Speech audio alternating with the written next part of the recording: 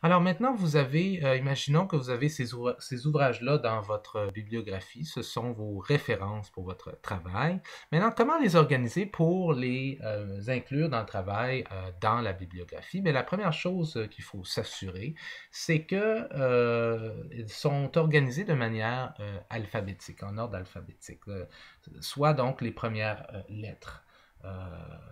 Donc les noms de famille là, des premiers auteurs ou ici, c'est une fondation et non pas un auteur en tant que tel. Et donc, ce que je vous recommande de faire, vous pouvez soit le faire au fur et à mesure, mais moi, normalement, ce que je fais, c'est que j'écris mes références quand je les trouve.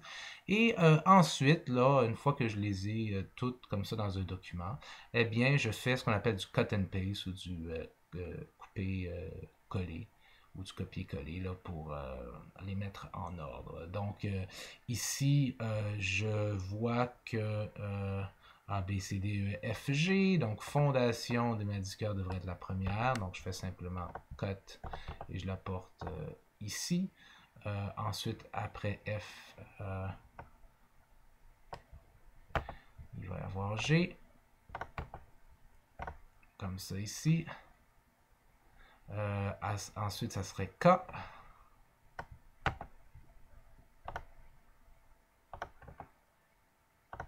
Et là, c'est KA. Ici, on a KO. Donc, O venant après A, c'est lui qui vient après.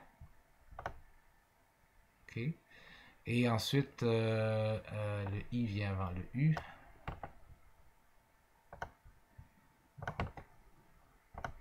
Alors maintenant, ils sont en ordre.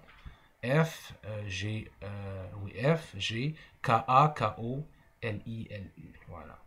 Et ça, c'est une liste de références qui est en ordre. Maintenant, qu'est-ce que ça veut dire dans le cadre de mon travail? Comment je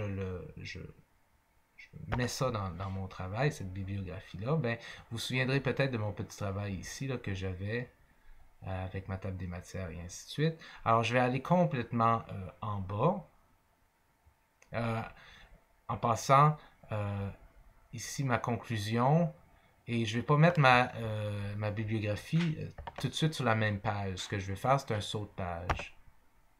Comme ça. Et là, je vais mettre un titre qui est bibliographie. Souvenez-vous, j'aimerais que ce titre-là, comme c'est une section officielle, bibliographie, j'aimerais qu'elle vienne à faire partie de la table des matières. Et c'est un titre de premier ordre, comme on a dit avant, là, comme résumé et introduction et ainsi de suite. Donc, je vais mettre l'option ici pour titre de premier ordre, là, et je vais écrire bibliographie. Et je peux la mettre en noir si je veux, la souligner si je veux et la mettre au centre si je veux. Voilà, et je vais faire mon Enter et ça revient à la normale. Et là, moi, généralement, comment je fonctionne, c'est que je la crée sur une autre feuille et je vais simplement faire mon copier et je vais aller dans mon document et je vais faire coller. Et voilà, je peux même mettre un espace de plus, ma bibliographie, comme ça ici. Et je remarque en la regardant qu'elle n'était pas justifiée à gauche et à droite. Et maintenant, elle l'est. Ça peut donner des trucs bizarres comme ça lorsque vous jouez avec. Ici, là, vous voyez comment c'est étiré. Un des problèmes qu'on a, c'est que certaines des adresses courriels, là, pas des adresses courriels, mais des adresses URL sont extrêmement longues. Et l'ordinateur, lui, prend ça comme des mots qui sont extrêmement longs. Et parfois, ça peut un peu distorsionner. Mais c'est pas un énorme problème. À moins que... Ouais, non, c'est comme ça. Et voilà, donc ça, c'est ma bibliographie. Maintenant, bibliographie est maintenant une section que j'aimerais avoir dans la table des matières. Est-ce qu'elle y est? Non, ça finit à conclusion. Vous vous souvenez peut-être de comment je devrais m'y prendre pour la mettre. Je vais cliquer ici, je vais aller dans références, je vais aller dans Add Text et je vais mettre ça comme étant un texte de premier niveau. Il va me ramener à gauche, c'est correct, je vais juste me mettre ici comme ça. Retournant dans références, je vais mettre Update Table, donc mettre la table à jour si on veut.